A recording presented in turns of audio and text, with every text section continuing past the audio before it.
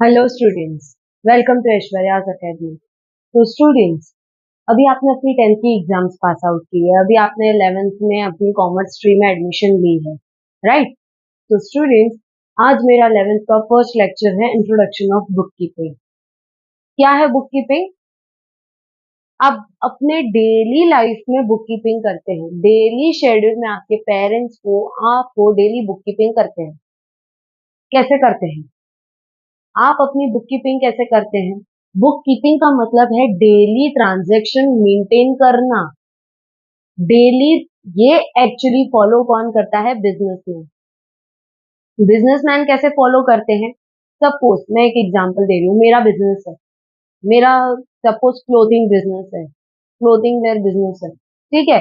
वो बिजनेस में अगर जो मेरे पास कितना स्टॉक आया, कितना स्टॉक गया, वो मुझे कैसे पता चलेगा कि मुझे इन अ मंथ कितना स्टॉक मुझे अप्लीकेबल है मेरे बिजनेस में? एक महीने में कितना स्टॉक लग रहा है, कितना स्टॉक एक महीने में मुझे परचेज करना पड़ता है, कितना स्टॉक मुझे एक महीने में सेल करना पड़ता है, कितनी मुझे कैश पे सेल करनी पड़ती है, कितनी मुझे क्रेडिट पे सेल करनी है, वो सब कैसे पता चलता है? Through book keeping.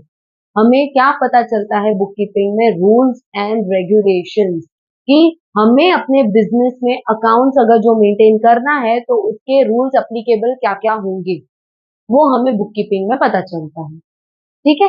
अभी सबसे पहले मैं क्या बताऊंगी, हम स्टॉक बोलते किसको है? स्टॉक जनरली क्या होता है? दो टाइप के स्टॉक्स होते हैं। फर्स्ट मैं बता रही हूँ स्टॉक कितने टाइप के होते हैं। दो टाइप के स्टॉक होते हैं, एक ओपनिंग स्टॉक, दूसरा होता है क्लोजिंग स्टॉक। ओपनिंग स्टॉक क्या है? सपोज मैं अपना बिजनेस स्टार्ट कर रही हूँ जनवरी में, ठीक है। जनवरी में मैं अगर जो अपना बिजनेस स्टार्ट कर रही हूँ, ड्यूरिंग स्टार्टिंग ऑफ बिजनेस मुझे जो स्टॉक खरीदना है उसको बोलते हैं ओपनिंग स्टॉक, क्योंकि मैं अपने बिजनेस के स्टार्टिंग में वो स्टॉक अप्लीकेबल कर रही हूँ, वो स्टॉक तभी परचेज कर रही हूँ, तभी उसको बोलते हैं ओपनिंग स्टॉक। जैसे ही मेरा ईयर एंड हो जाता है, ईयर एंड होने के बाद पूरे साल में मेरे पास जो भी स्टॉक बचता है, ध्यान दीजिए स्टूडेंट्स, जो भी स्टॉक बचता है उसको बोलते हैं क्लोजिंग स्टॉक, कि मुझे लास्ट में कितना स्टॉक बचा है उसको क्या बोलेंगे? Closing stock. ठीक है स्टूडेंट्स। स्टूडेंट, सेकंड पॉइंट क्या है? परचेजेस। आप क्या बोलोगे मैम, परचेजेस क्या बोल रहे हो? परचेजेस का मतलब इजी एंड सिंपल लैंग्वेज में होता है खरीदना। ठीक है, आई अग्री, खरीदना, ये परचेजेस आप राइट बोल रहे हो। लेकिन परचेजेस दो टाइप की होती है। बिजनेस में दो टाइप की परचेज की ट्रांजेक्शन होती है। एक ट्रांजेक्शन होती है कैश पे, दूसरी ट्रांजेक्शन होती है क्रेडिट पे। ठीक है। कैश परचेजेस क्या होता है? मैं किधर से स्टॉक परचेज करने गई, जिधर भी मैं स्टॉक परचेज करने जाऊंगी, मैं अगर जो स्टॉक खरीद रही हूँ ऑन द स्पॉट कैश पे कर रही हूँ तो उसको बोलेंगे कैश परचेजेस। बट अगर जो मैं स्टॉक परचेज करने जा रही हूँ, ठीक है, और मैं उसको बोल रही हूँ कि मैं 2 महीने बाद, 3 महीने बाद आपको पेमेंट करूंगी, ठीक है, वो 2 महीने जो मुझे उधार दे रहा है उसको बोलते हैं क्रेडिट, उसको बोलते हैं क्रेडिट परचेजेस। इसका मतलब ही क्या होता है? उधार। मतलब ये मुझे उधार पे दे रहे हैं, क्रेडिट पे दे रहे हैं। थर्ड क्या होता है? सेल्स। ये बहुत बेसिक है। सेल्स का मतलब क्या होता है? सामान बेचना, स्टॉक बेचना। स्टॉक बेचने को बोलते हैं सेल्स, राइट? तो अभी यहाँ पे भी सेल्स दो टाइप की होगी, एक होगी कैश सेल, एक होगी credit sale. Cash sales and credit sales. Cash sales क्या है? मेरे पास कोई कस्टमर आता है, ऑन द स्पॉट कैश देगा, माल लेके जाएगा, स्टॉक लेके जाएगा, उसको बोलेंगे कैश सेल। लेकिन जो कस्टमर मेरे पास आ रहा है, जो भी कस्टमर मेरे पास आ रहा है, जैसे मैं उधार ले रही हूँ, क्रेडिट ले रही हूँ, मुझसे भी तो कोई क्रेडिट लेगा ना। सिर्फ उधार क्रेडिट लेना नहीं होता है, क्रेडिट देना भी होता है। तो सेल्स में क्रेडिट देना पड़ेगा। जो भी कस्टमर हमसे क्रेडिट पे, उधार पे गुड्स लेके जाएगा उसको क्या बोलेंगे? Credit sales. अच्छा, मैंने अभी बातों बातों में एक चीज आपको बता दी, goods. Fourth point is your goods. Goods मतलब क्या? अरे मैम, हम गुड्स मतलब क्या होता है? टीचर्स हमें स्कूल में वेरी गुड देती थी, बेस्ट देती थी। ये गुड्स क्या है? गुड्स मतलब जो हम क्वांटिटी नंबर ऑफ स्टॉक जो बेचते हैं उसको बोलते हैं गुड्स। जैसे कि किसी क्लोथिंग वेयर की शॉप है, राइट? क्लोथिंग वेयर की शॉप है, वो मेरे लिए कपड़ा है, वो मेरे लिए क्लोथ है, लेकिन वो शॉपकीपर के लिए वो क्या है? गुड्स। जैसे इलेक्ट्रॉनिक अप्लायंसेस मेरे लिए वो नाम है, मतलब मेरे लिए वो है फ्रिज, ये रेफ्रिजरेटर है, ये टीवी है, ये ओवन है। बट सामने वो शॉपकीपर जो ओनर रहेगा, शोरूम का जो ओनर रहेगा, उसके लिए वो क्या रहेंगे? गुड्स। इन शॉर्ट गुड्स मतलब जो भी हमारे यहाँ पे स्टॉक पड़ा रहेगा, जो भी हमारे शोरूम शॉप पे जो भी स्टॉक पड़ा रहेगा, उसको क्या बोलेंगे? गुड्स। ठीक है। Next point is capital. ये तो सबसे मेन है। कैपिटल, अगर जो आप कॉमर्स लिया है, आपने कॉमर्स लिया है और आपको कैपिटल का मतलब नहीं पता है, इट इज वर्थलेस। ये वर्थलेस है। कैपिटल मतलब क्या? आई am giving you an example. जैसे कि मैं बिजनेस स्टार्ट कर रही हूँ, मैं आपको अपनी अप्लायंसेस की शॉप डाल रहा हूँ, राइट? मैं अगर जो अप्लायंसेस की शॉप डाल रही हूँ, without investment I can start a business or not? I can't start my business without investment. Without investment how can I start my business? जो बिजनेस स्टार्ट करने में इन्वेस्टमेंट लगेगी उसको बोलेंगे कैपिटल। जो भी बिजनेस में स्टार्ट करने के लिए इन्वेस्टमेंट लगेगी उसको क्या बोलेंगे? Capital. Generally it is a liability. मैं लायबिलिटी का मतलब आगे चल के बताती हूँ आपको कि लायबिलिटी का मतलब क्या होता है। ठीक है। Next, drawings.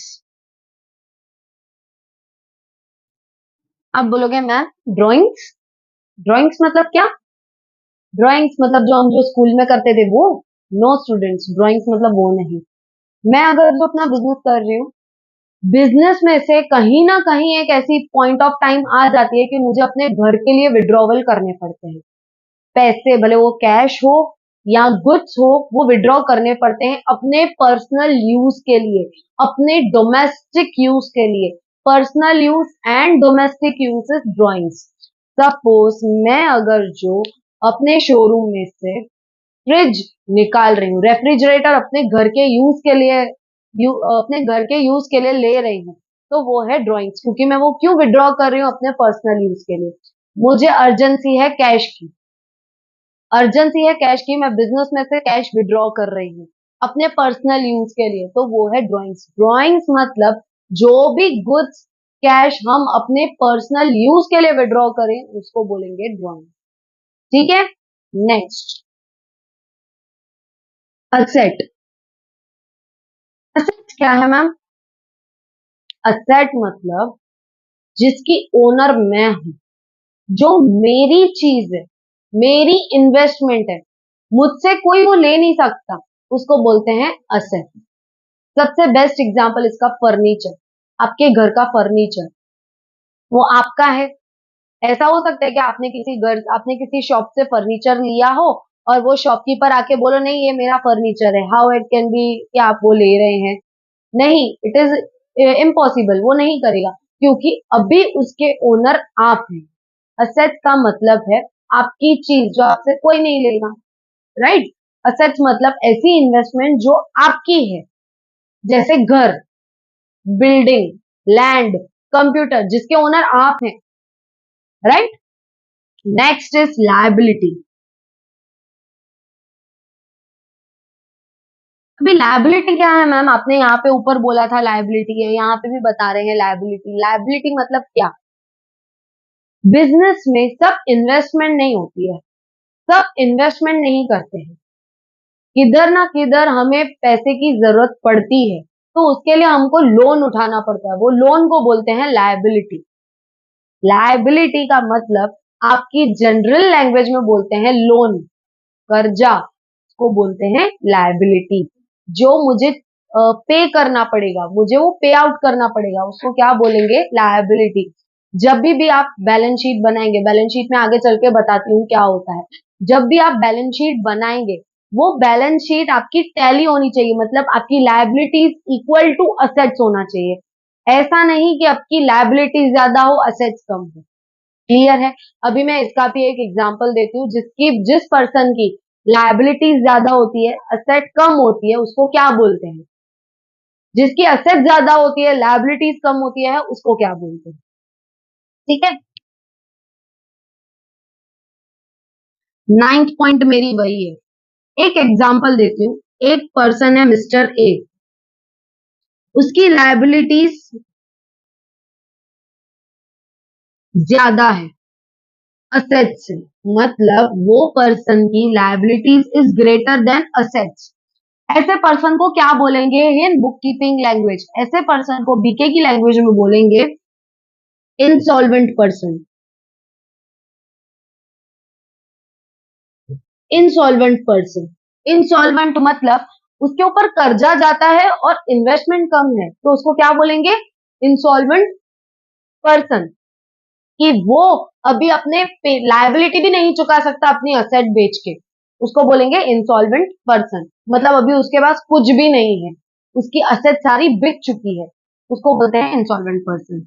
Next, mister B, जिसके पास लायबिलिटीज कम है असेट्स ज्यादा है, मतलब उसकी इन्वेस्टमेंट ज्यादा है और लोन कम है। ऐसे पर्सन को क्या बोलेंगे? असेट्स उसकी ज्यादा है और लायबिलिटीज उसकी कम है, ऐसे पर्सन को बोलेंगे solvent person. Solvent person, solvent मतलब ये इनफ मार्केट में रुक सकता है, ये अपने मार्केट में स्टैंड हो सकता है, इसके ऊपर लायबिलिटी जो भी है वो पे आउट कर सकता है, उसको बोलेंगे solvent. Next point is debtor. It is debtor not debtor. B is silent in debtor, यहाँ पे बी साइलेंट है डेटर। डेटर मतलब, यहाँ पे याद है मैंने आपको क्रेडिट सेल बोली थी? क्रेडिट सेल में क्या था? सामने वाला पर्सन मुझे आके पेमेंट करने वाला था मेरे गुड्स की, राइट? ये पर्सन जब मुझे पेमेंट करने आएगा एंड जब तक ये मुझे पेमेंट करने आए तब तक ये मेरे बिजनेस का क्या कहलाएगा? डेटर, क्योंकि ये मेरे गुड्स के पैसे देने वाला है। जो पर्सन बिजनेस में पैसे देने वाला होता है हमारे गुड्स के, उसको बोलते हैं डेटर। क्लियर है? मैं फिर से रिपीट कर रही हूँ, जो भी पर्सन हमारे गुड्स के पैसे देने वाला होता है उसको क्या बोलते हैं? डेटर। ये अभी आप बताओ आपकी कॉमन सेंस के हिसाब से कि ये मेरे असेट होंगे कि लायबिलिटी होगी? ये हमारे असेट होने चाहिए कि लायबिलिटी होनी चाहिए? तो स्टूडेंट्स, डेटर हमारे असेट होने चाहिए, क्योंकि वो हमें हमारे पैसे देने वाले हैं। वैसे ही ये जैसे डेटर है वैसे बिजनेस में क्रेडिटर भी होते हैं। क्रेडिटर क्या होते हैं? यहाँ पे मैंने आपको क्रेडिट परचेजेस बताया था। यहाँ पे मुझे किसी को पैसे पे करने हैं, मैंने जिनसे भी लोन लिया है, मैंने जिससे भी क्रेडिट पे गुड्स परचेज किए हैं, उनको मुझे पैसे देने वाले हैं, मैं उनको पैसे देने वाली हूँ। तो जिनको भी मुझे पैसे देने हैं मैं उनकी क्या कहलाऊंगी? क्रेडिटर। जैसे डेटर असेट होते हैं तो क्रेडिटर क्या होती है? लायबिलिटीज। मेरे ऊपर लायबिलिटी है ना, मेरे ऊपर लायबिलिटी है, जब तक मैं इसके पैसे पे करूंगी तब तक मेरे ऊपर क्या है? वो लायबिलिटी है। क्लियर है? Next point is goodwill. Goodwill मतलब क्या? मैम गुड और विल मतलब इच्छा, गुडविल। नो स्टूडेंट्स, गुडविल मतलब क्या? जैसे कि आपको नरेंद्र मोदी जी, ये आपको कैसे पता चला है नाम? क्योंकि उन्होंने अपना नाम बनाया है, अपना नेम एंड सेक क्रिएट किया है। वो जो नेम एंड सेक क्रिएट होता है उसको बोलते हैं गुडविल। क्लियर है? गुडविल मतलब name and sake of business. जैसे आप देखते हैं बड़ी बड़ी ब्रांड जो रहती है, बड़ी बड़ी ब्रांड्स ब्रांड एम्बेसडर बनाते हैं। क्लियर है? वो ब्रांड एम्बेसडर क्या क्रिएट करते हैं? गुडविल। उनको क्यों लेते हैं अपने एड में, अपने प्रोडक्ट की एड में? क्योंकि वो क्या क्रिएट कर चुके हैं? अपनी गुडविल। जैसे Thums Up, Ranveer Singh, Mountain Dew, Hrithik Roshan, इन्होंने क्या क्रिएट की है? गुडविल। लक्स के लिए करीना कपूर, उन्होंने क्या क्रिएट की है? अपनी गुडविल क्रिएट की। क्लियर टॉपिक आप, अभी मैं नेक्स्ट टॉपिक आपका उठाने वाली हूँ, assets and liabilities. How many types of assets are there and how many types of liabilities are there. Okay, so we are going to start that. There are three types of assets: current assets, fixed assets and fictitious assets. fictitious assets, ठीक है, current assets है, fixed assets and fictitious assets है। Liabilities के ऊपर हम बाद में जाते हैं। अभी तीन टाइप की असेट्स है। करंट असेट्स, करंट मतलब जो रेगुलर बेसिस पे असेट्स हो। सबसे बेस्ट एग्जांपल्स इसके बताऊं, कैश, बैंक, डेटर्स,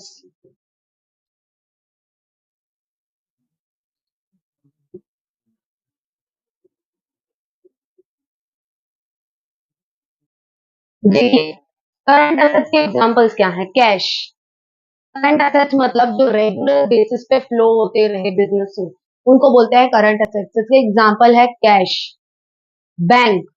कैश, आज मेरे पास 10,000 है, कल मेरे पास 1 लाख भी गले में हो सकती है, परसों मेरे पास 5,000 भी हो सकते हैं। मतलब मेरी कैश रेगुलर बेसिस पे अप एंड डाउन फ्लक्चुएट होती रहेगी, उसको बोलेंगे current asset. Same as well bank, क्योंकि बिजनेसमैन क्या करते हैं, जनरली करंट अकाउंट ओपन करते हैं। बिजनेस में करंट अकाउंट ओपन करना मतलब उनकी डेली बिजनेस में ट्रांजेक्शन अप एंड डाउन होती रहेगी। मतलब उनकी वहां पे कैश जो हैंडल है वो कभी ज्यादा होगी, कभी कम होगी, कभी ज्यादा होगी, कभी कम होगी। डेटर्स जैसे ही पैसे हमें दे देते हैं तो वो डेटर्स क्या हो जाते हैं, मतलब आज मेरे पास मिस्टर ए ने पैसे पे किए, कल मेरे पास मिस्टर बी पैसे पे करेगा, कल मेरे पास मिस्टर सी पैसे पे करेगा। मतलब डेली मेरे डेटर्स क्या हो जाएंगे, फ्लक्चुएट होते जाएंगे, इसीलिए वो करंट असेट्स है। Next, bills receivable. Bills receivable क्या होता है, जिनसे भी मुझे पैसे लेने हैं उनसे पैसे लेने के टाइम पे क्या होगा, पैसे दे देंगे। आज मेरे पास 3 महीने का बिल पास हो गया, उन्होंने मुझे पैसे दे दिए। कल मुझे 4 महीने का बिल पास हो जाएगा, उन्होंने मुझे पैसे दे दिए।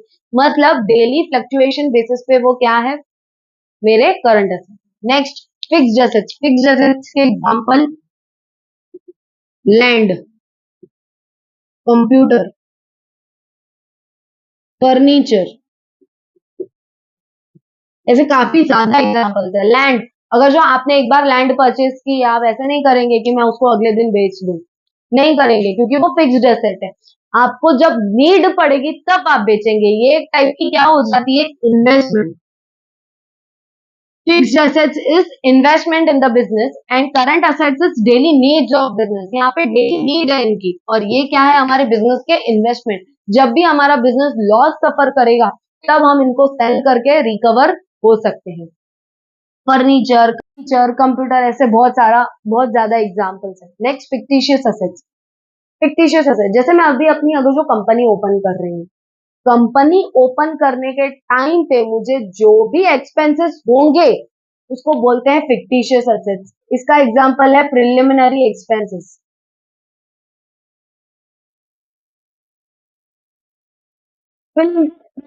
एक्सपेंसेस मतलब starting of the business expenses.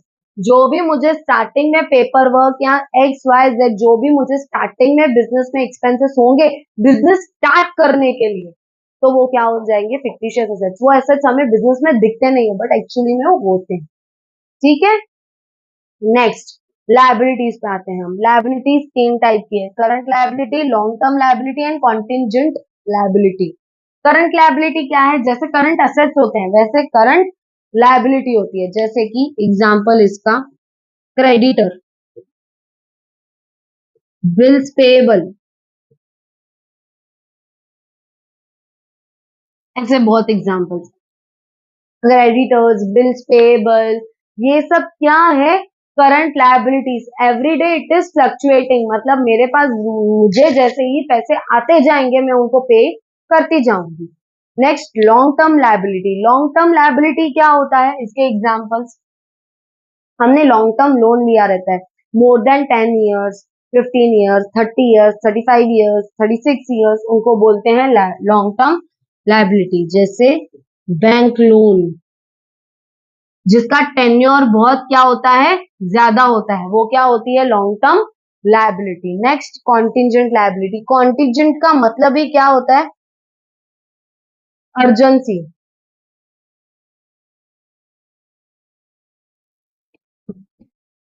Contingent का मतलब क्या होता है? Urgency. Urgency of wants. Contingent liability का I am giving you an best example. जैसे कि अर्जेंसी, मुझे वो पैसे अर्जेंट में चाहिए रहते हैं। सपोज एक बिजनेसमैन है, वो अभी काफी लॉस में जा रहा है, काफी लॉस में जा रहा है। ऐसे में अगर जो उसे किसी से पैसे उधार लेने पड़े, अर्जेंसी में लेने पड़े, उसको बोलते हैं कॉन्टिजेंट लायबिलिटी। किसी के घर पे किसी भी एक्स वाई जेड का एक्सीडेंट हो जाता है, अगर जो किसी का एक्सीडेंट हो जाता है, मुझे नहीं पता कि ये होने वाला था, है ना, अगर जो मुझे उनका ट्रीटमेंट करवाना है, कुछ भी एक्स वाई जेड मुझे उनके ऊपर एक्सपेंसेस लग रहे हैं, मेरे पास अभी वो एक्सपेंसेस नहीं है पे करने के लिए, मुझे किसी से लोन लेना पड़े, तो उसको बोलते हैं कॉन्टिजेंट लायबिलिटी। मतलब मैं वो लायबिलिटी क्यों ले रही हूँ? मैं लेना नहीं चाहती थी, but because of urgency I am taking that. क्योंकि मुझे अर्जेंसी है, इसीलिए मैं उसकी लायबिलिटी ले रही हूँ। क्लियर है? नेक्स्ट टॉपिक इज, मेरी नेक्स्ट पॉइंट है बैड डेट्स। बैड डेट्स मतलब क्या?